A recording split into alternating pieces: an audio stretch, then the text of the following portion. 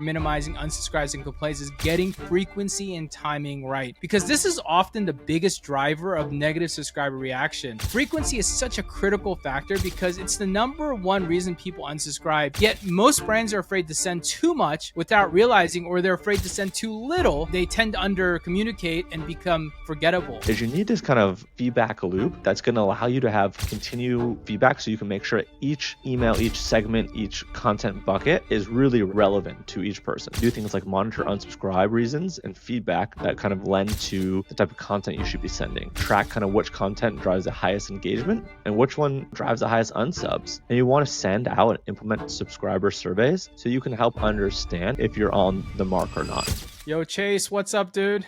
Hey man, how are you? I'm good, man. I'm looking at the clock and realizing summer is just about over. It's crazy. Didn't that fly by? I don't know. I feel like when we were kids, it took forever. And of course, it kind of flew by. But as we're adults now, like it's just another season, I guess. It's a little bit warmer. Yeah, that's fair. Yeah. So anyways, we've got a cool pod lined up here today. We're going to talk about the dark side of email marketing. And we're going to be talking about unsubscribes and complaints at scale. I think this is a topic that people don't talk enough about. And it's probably something that people are curious about. So if you're ready to shoot this thing, let's do it in 3, 2, 1. From the open to the click, they're the masters of the flow. Just watch your list grow and your leads turn to go. Did we retain you so far, or do we have to extend it? If you want results, you know you gotta send it. Yeah, you know you gotta send it. Yeah, you know you gotta send it. Yeah, you know you gotta send it. What is up, everyone? Welcome back to Send It, where we discuss anything and everything retention marketing, specifically in email and SMS marketing in e-commerce. My name is Jimmy Kim, and I'm here with my co-host, Chase Dimond. All right, as I kind of shared, episode 46, the dark side of email marketing, minimizing unsubscribes and complaints at scale. And today, we're diving into a dark side of email marketing, the metrics that most brands don't want to talk about, but absolutely need to understand. And especially if you're a retention marketer, these are things that you probably don't look enough at, which is the unsubscribe and the complaints. While everyone celebrates their open rates, their click-through rates, their revenue, the whole other side of email marketing performance is that it can make or break your program, and it's your sender reputation ultimately. Yeah, that's exactly right. We see brands all the time who are focused on, vanity metrics, while their unsubscribe rates are climbing and their complaint rates are destroying their deliverability behind the scenes without them obviously even knowing. And here's the thing, as you scale your email marketing, these dark side metrics become even more critical because the small percentages translate to thousands of unhappy subscribers or subscribers who literally aren't getting your email ultimately, which means that you've got serious damage to your sender reputation. So we're going to break down what metrics really mean, why it's crucial for your long-term success. We're going to share some industry benchmarks. We're going to really break it down. And I think we came up with 5 different strategies for minimizing unsubscribes and complaints at scale. So listen, if you've been ignoring these metrics or don't know what a good performance looks like, this episode will change how you think about email marketing success. So you ready to jump right in? Yeah, let's run it. All right, cool. Well, let's jump right into our first strategy. So our first strategy for minimizing unsubscribes and complaints is getting frequency and timing right, because this is often the biggest driver of negative subscriber reaction.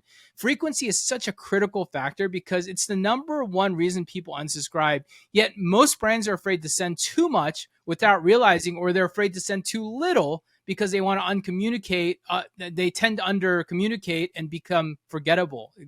And what makes this a challenge is that the optimal frequency varies dramatically by industry, customer type, or even individual subscriber and their behavior patterns. I get asked a lot of people are always like, hey, how many times a week should I email? And honest answer is, and the answer that everyone hates is, it depends ultimately. But what I've ultimately come up with, there are 3 different things that I think about when I'm thinking about the framework around the frequency and the timing optimization that it comes down to. Number 1, it's a little data driven. You're going to analyze your stuff. You're going to track your unsubscribes. You're going to segment. You're going to segment your subscribers by different engagement levels, and then you're going to sit there and monitor those complaint rates and analyze those lifetime values by frequency. So I start with the data. Then I go into more or less the preference center. I think this is something that's underutilized by many brands in the market, but you've got to implement a preference center these days because you really just don't know what the frequency that people like. You got to offer different types: daily, weekly, monthly, and even create special VIP segments for customers who want more frequent communication, because there are people who really want to know what your brand is up to. And this provides something that's easy for a user to adjust before they unsubscribe. And that's really the key to that. And the third thing that I came up with really is strategy. When you think about the strategy of send time optimization, you really need to analyze the engagement and the patterns, avoid sending during high stress periods or oversaturation windows. I think about implementing some type of send time personalization based on individual history, and some ESPs offer some variant of that, though it'll be local timing or whatever it might be. And of course, monitor and adjust for seasonality. I mean, one thing that I can tell you right now is school started, right? And if school starts, the seasonality just changed on what people are checking their emails. They're not getting up on the summer anymore and, getting on their email right away. They've got life to hit them. And so a lot of these things matter. And so does the life cycle stage of timing and so forth. Yeah, well said. I'd say like what's crucial to understand is that frequency tolerance isn't just about how many emails you send. It's more about like the value kind of to noise ratio in each email itself. No, that's very well said. And subscribers will tolerate more frequent emails if each one provides genuine value. But the reality is they'll unsubscribe just as quickly from infrequent emails that feel Yes. relevant or purely promotional. I mean, there's goodwill that comes into this place. And, I looked at some industry data, and it shows that e-commerce brands average 4 to 6 emails per month, and that's kind of crazy. And they see an average unsubscribe rate between 0.2 to 0.5%, but those varies behind those customer engagements. And the reality, it goes like this, right? And I kind of broke down more data and went and dug around. And the reality is engagement-based frequency segmentation, you'll have kind of like 3, 4 buckets, basically. Those 3, 4 buckets look like this. You got the highly engaged people. They open 80% of emails. They like daily communication. Then you got like that moderately engaged, which is opening 40 to 80%. And that means you're probably sending them 2, 3 emails a week. Then you've got that low engagement, right? The people are under 40%. And that's probably a weekly or bi-weekly. And then last bucket you think about is kind of that re-engagement segment, which is really the people who are not really opening very much, very low number. And that drives me to what I call the value density strategy, which is you got to combine this multiple pieces of strategy and put multiple pieces of valuable content into fewer, richer emails, right? Longer length, right? This is something that I'm seeing more of in this market. And it's just because, look, when you can get their attention, you want to be in front of them and you want to give easy to digest formats to deliver more value per send. And that focus starts with either education or entertainment rather than purely promotional. I think this is a miss that many brands are having. And it includes, exclusive offers, insider offers, whatever it might be to justify that frequency that you do. One brand we're working with, they reduced their unsubscribe by 45% by moving from daily promotional emails to about 3 times of value packed emails, and their revenue stayed about the same. Yeah, dude, I think that's a great example of how quality kind of trumps quantity. They're actually providing more value per week while sending fewer emails. That's the holy grail. And I'll leave it at this as we move on to the next one. But the key insight is that subscribers don't count emails. In fact, they're flooded with emails. They only notice when they feel overwhelmed or the content stops being relevant to their interest, needs, and wants ultimately. Yeah, 100%. We recommend auditing your current frequency against your unsubscribed spikes to identify that kind of equilibrium and that brand tolerance threshold before kind of optimizing. So now on the second strategy, it's going to focus on improving content relevance through, better and smarter segmentation, because irrelevant content is the second biggest driver of unsubscribes right after the frequency issues. So in terms of content relevance, this is critical and crucial because subscribers gave you permission to email them based on expectations they had about what they're going to receive. So when you consistently send irrelevant content, you're breaking and violating that trust. And as your subscriber list grows, the diversity of interests and preferences increases, making kind of this broad brush content approach less effective and really more likely to increase your unsubscribe rate.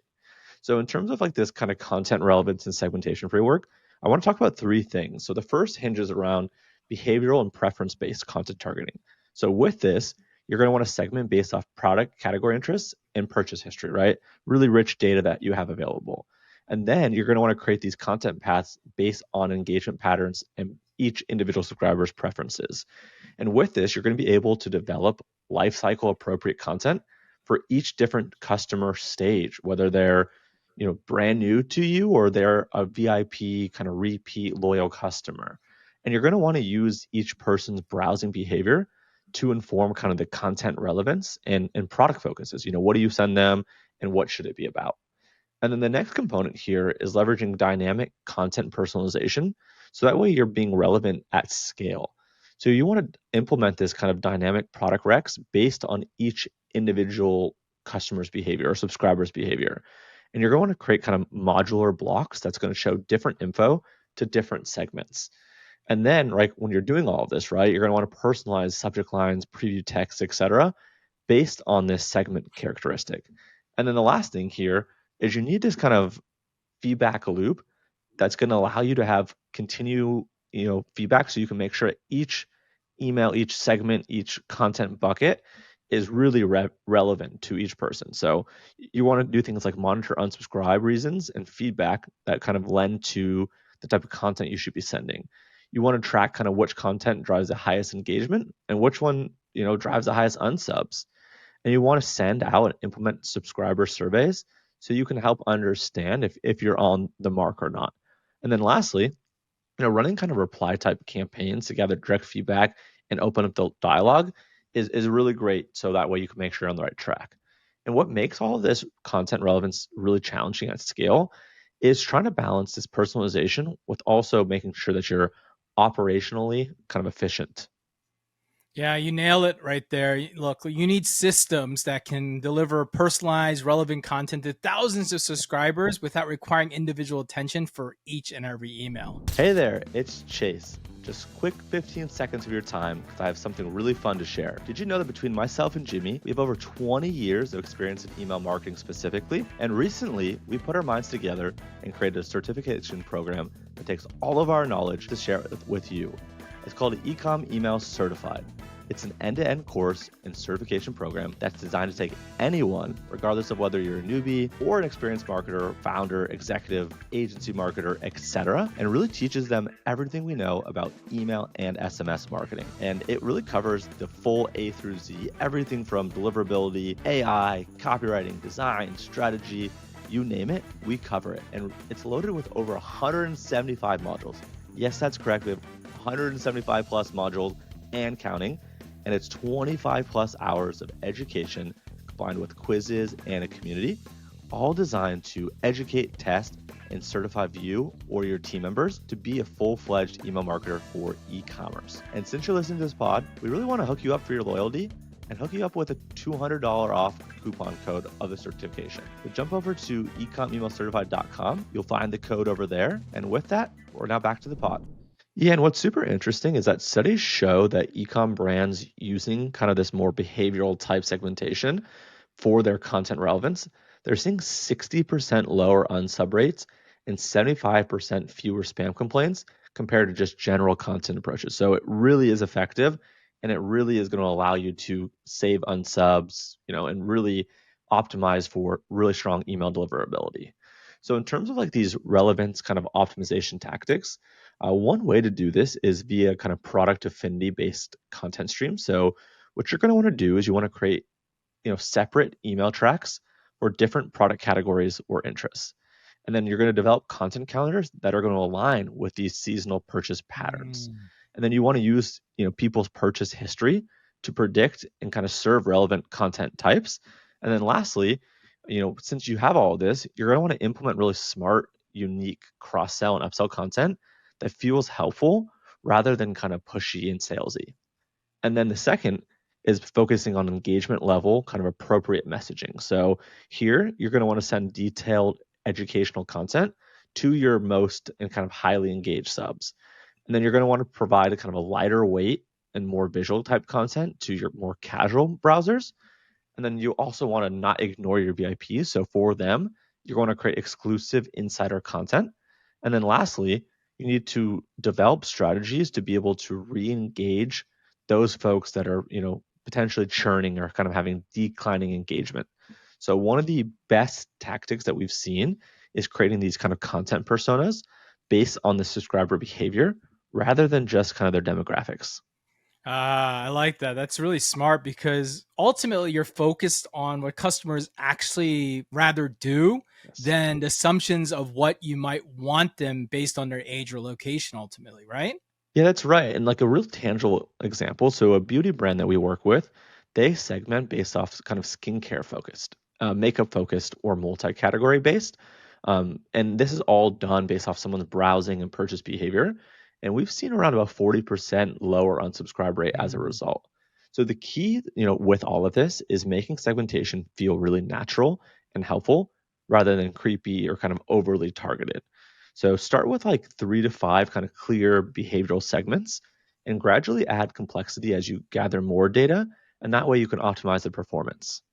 No, I love it. It sounds like that's exactly spot on. And I agree with everything you just kind of said. So let's move on. Let's go to our third strategy, which involves better expectation management and subscriber onboarding. This is very key because many unsubscribes happen when reality doesn't match the subscriber's expectedness when they sign up, right?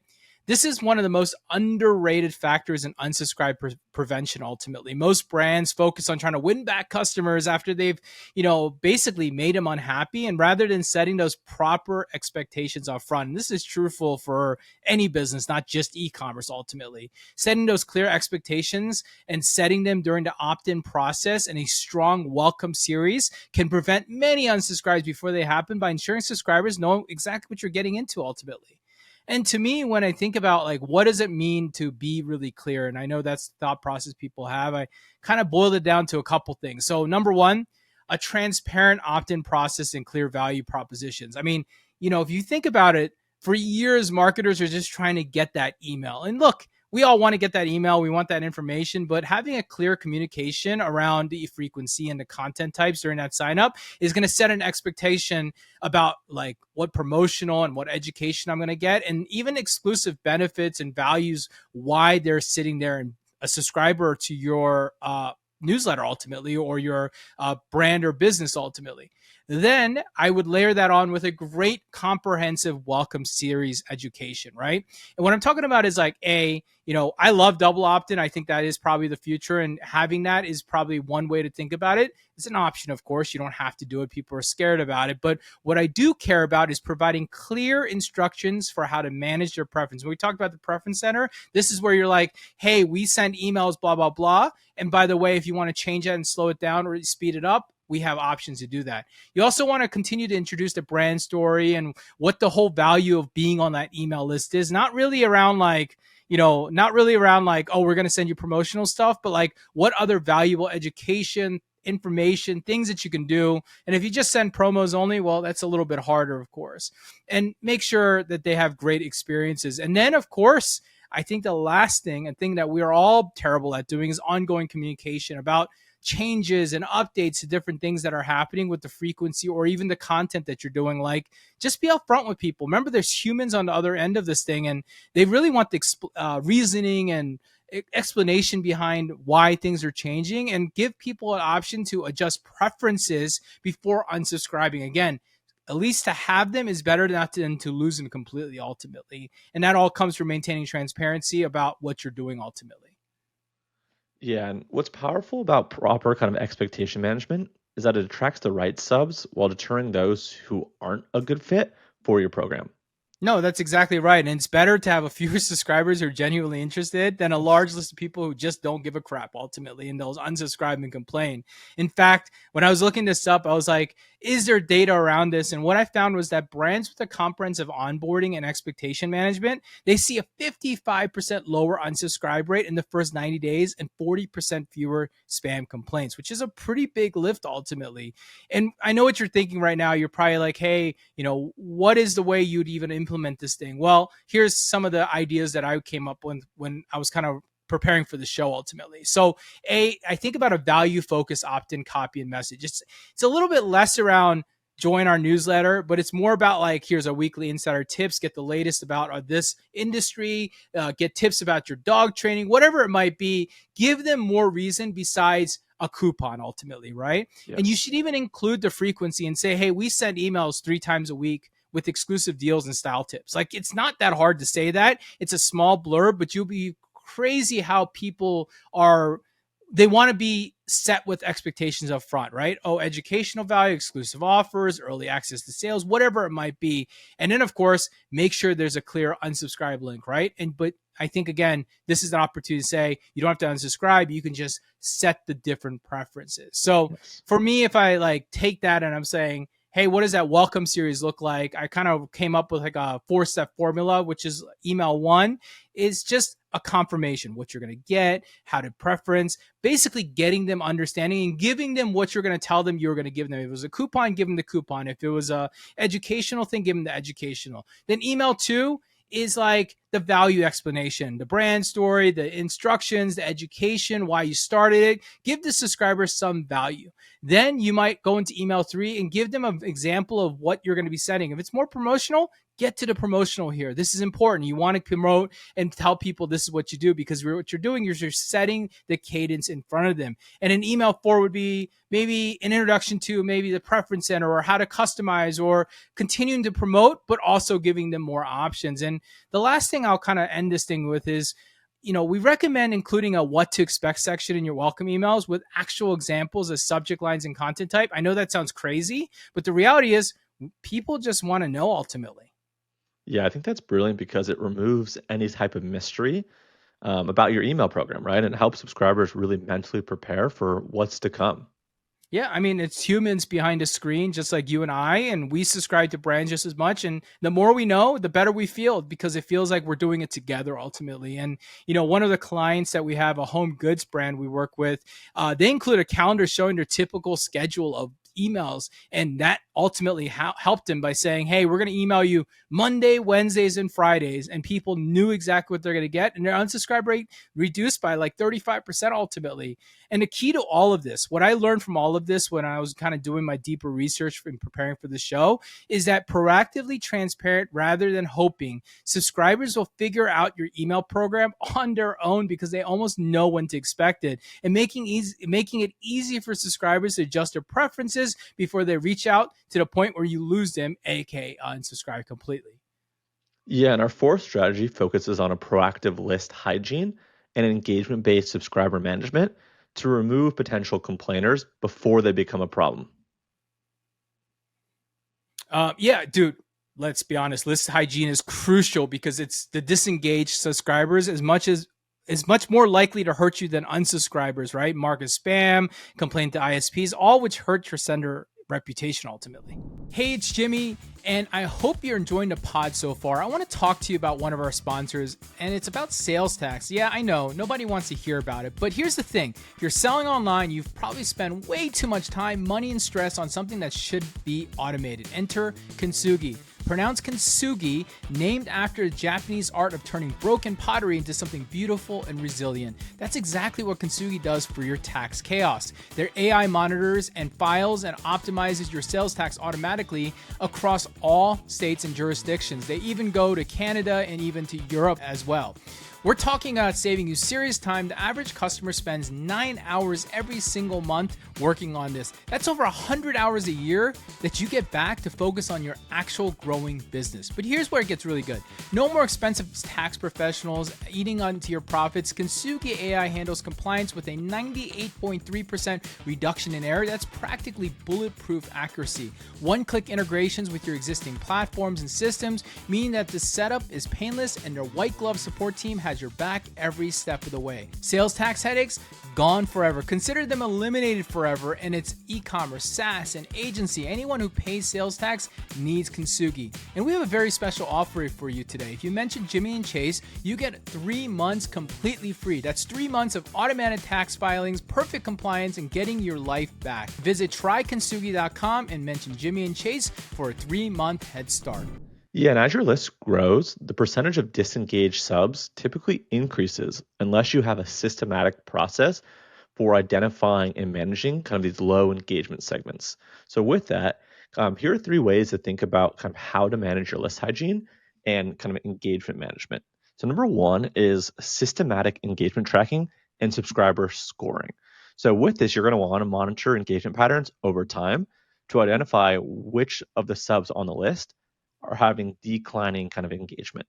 And then you're going to want to create kind of engagement scores based off of, opens, clicks, and other kind of interaction metrics so you can score them.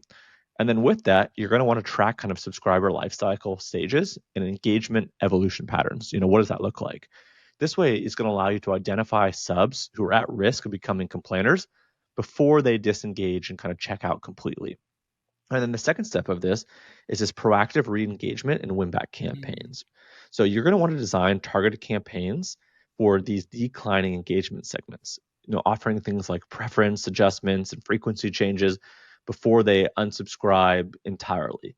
And then with this, you want to create kind of these more complex, kind of sophisticated win-back content that's going to reignite the interest and bring them back into, a good bucket and a good category of subs. And then if that doesn't work, you just provide, easy exit paths for subs who can't be re-engaged, because inherently there's going to be a group of those people.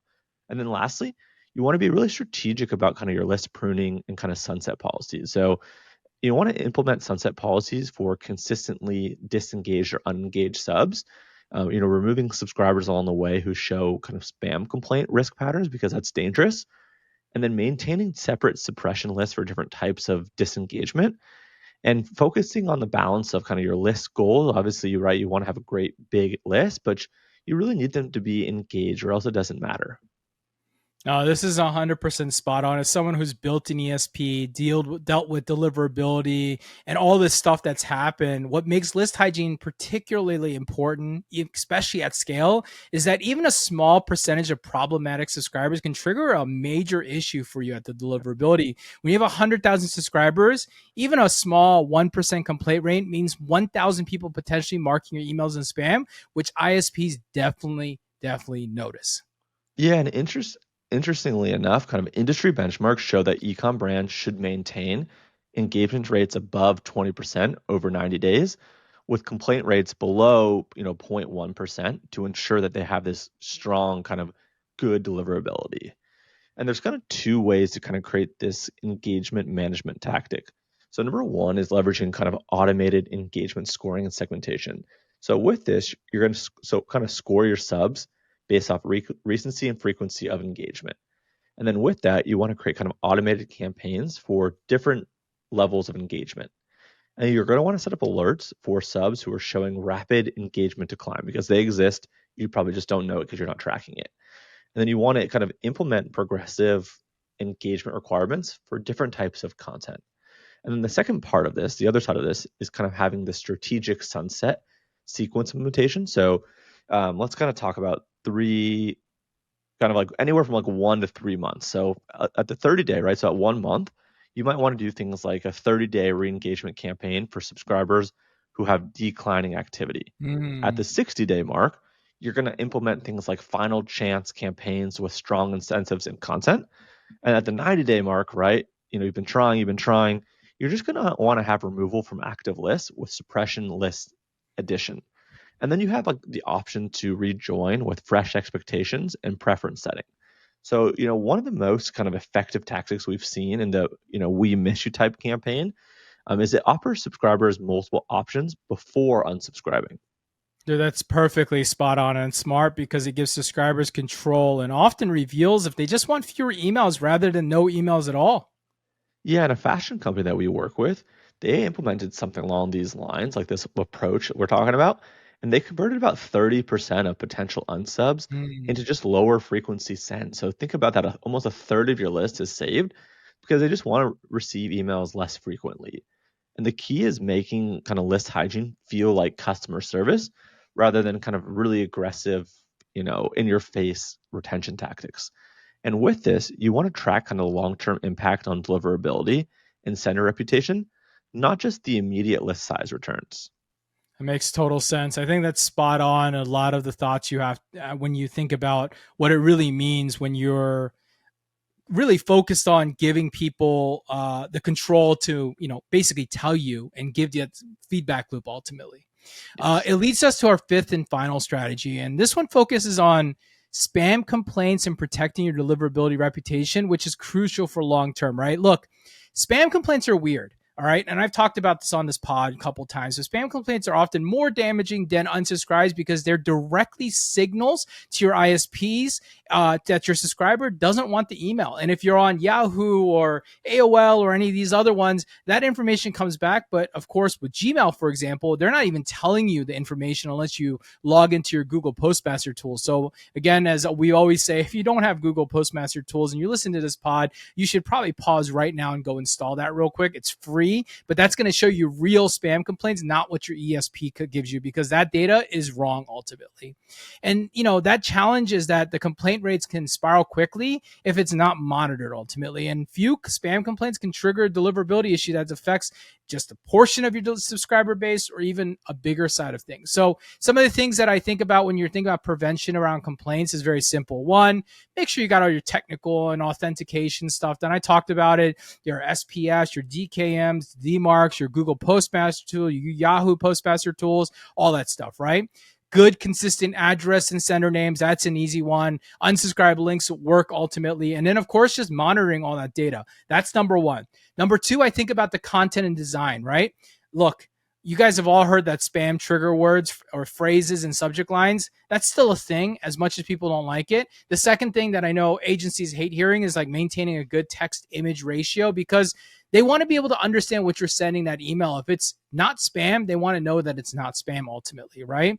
And then, of course, making sure those unsubscribed links are easy to do. And I think a lot of the recent 2024 updates have really forced a lot of this into the world anyways, which is why, I don't know about you, Chase, but my spam junk email box is not as bad as ever. And I think it's just because more people are following and abiding, and it's protecting me ultimately. And the junk is going into junk email these days, right?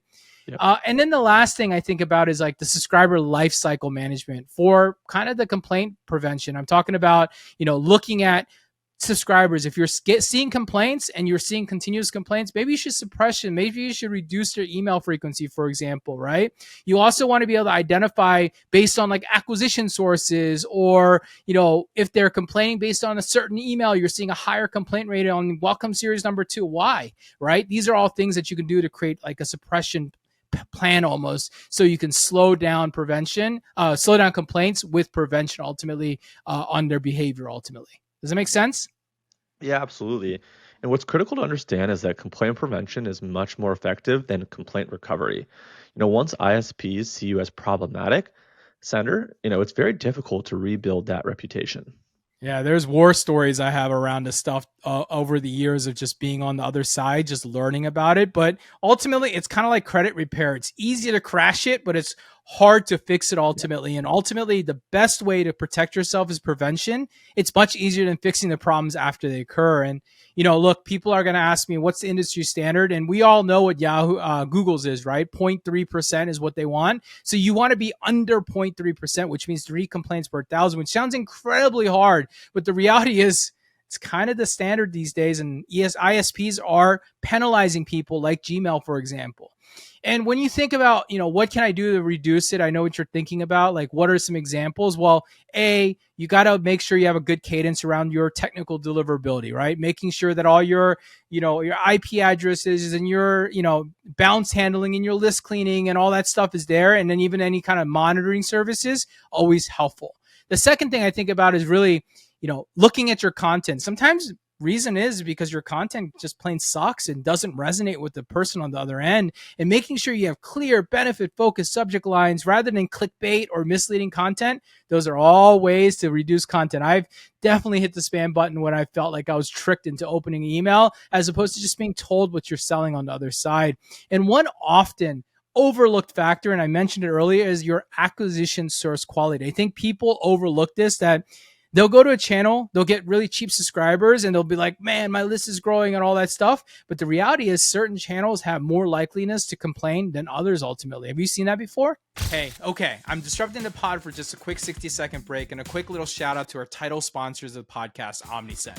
Okay, for those that don't know, OmniSend is an all-in-one email and SMS marketing automation platform specifically designed for e-commerce brands. They make it super easy to engage with customers, drive repeat sales, and create those seamless personal experiences we're always talking about.